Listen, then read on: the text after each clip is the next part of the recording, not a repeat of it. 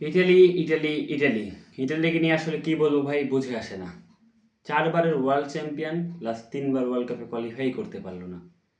একটা না, দুইটা না, তিনটা, 12টা বছর তারা ওয়ার্ল্ড কাপে কোয়ালিফাই করতে পারে না।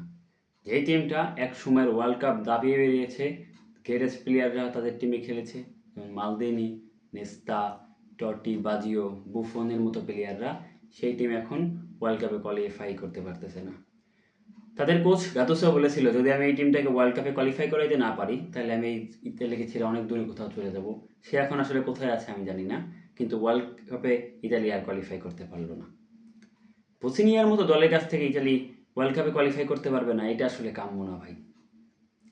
ইতালির মতো একটা দল, যেখানে এখনও অনেক ভালো ভালো প্লেয়ার আছে, তারা আসলে বসনিয়াকে ডমিনেট করতে পারবে না, এটা একটা আশ্চর্যের বিষয়। বসনিয়া কালকে যদি আমরা স্ট্যাটস দেখি, বসনিয়া ভার্সেস ইটালি ম্যাচটার, তাহলে 65% বল বসনিয়া রেখেছে।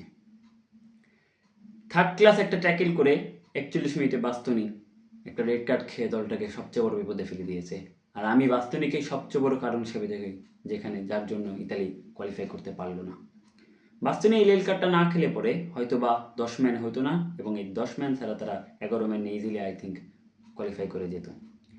যেহেতু তারা এক গোল এড়েছিল, 10 ম্যান হওয়ার পরও কোচ হয়তো বা 4 ম্যান ব্যাকলাইনে ফেরত যেতে পারতো, কিন্তু 3 ম্যান ব্যাকলাইন খেলার কারণ কি আসলে আমি জানি না। এক গোলে লিডটাকে ডিফেন্ড কেন করলো না আমি তাও জানি না।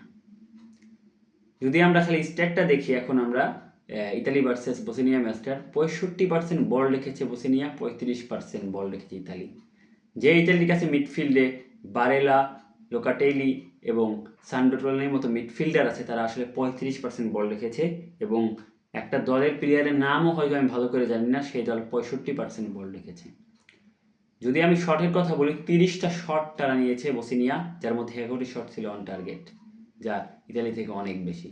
1.8-এর এক্সজি ক্রিয়েট করছে বসনিয়া, যেখানে ইতালি মাত্র 0.8-এর এক্সজি ক্রিয়েট করছে। আমার বুঝে আসে না এই ইতালি টিমটাকে, একটু বুঝেই আসে না আমার।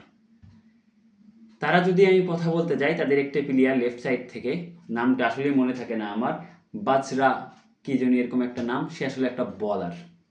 যে পরিমাণ ক্রস ডমিনেট করছে ডিমার্কোর সাইড দিয়ে, ডিমার্কোরকে নাকের চুবানি খাওয়াইছে, যার ফলে ডিমার্কোকে 64 মিনিটে তুলে নিতে হয়েছে।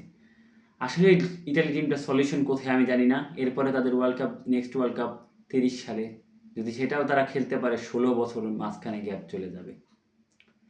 2014 সালে যদি আমাকে কেউ বলতো ইতালি ওয়ার্ল্ড কাপে কোয়ালিফাই করতে পারবে না নেক্সট বার, তাহলে আমি তাকে পাগল বলতাম। এখানে তো 3বার তারা কোয়ালিফাই করতে পারলো না। আসলে ইটালি টিমটা নিয়ে আমার মাথা কাজ করে না, আসলে তাদের সমস্যা কোথায়, তারা আসলে কেন পারে না কিছু করতে। তাদের কাছে ভালো স্ট্রাইকার আছে, কিন্তু তারা কিছু চান্স মিস কেন করে, এটা আমার বুঝে আসে না। ডনারুমা ছিল তাই বাঁচছে, নাহলে হচ্ছে বা এটা এক্সট্রা টাইমে যাইতো না। এবং এত বাজে পেনাল্টি টেক নিয়ে আমি দেখিনি। এত বাজে কেন হতে পারে ইটালি পেনাল্টি টেকারগুলো, এটা আমার জানা নেই। আসলে আমি ইটালি টিম নিয়ে অনেক হতাশ। আমি জানি না আসলে সামনে তাদের জন্য কী অপেক্ষা করতেছে। I don't know, they are ফিনিতো।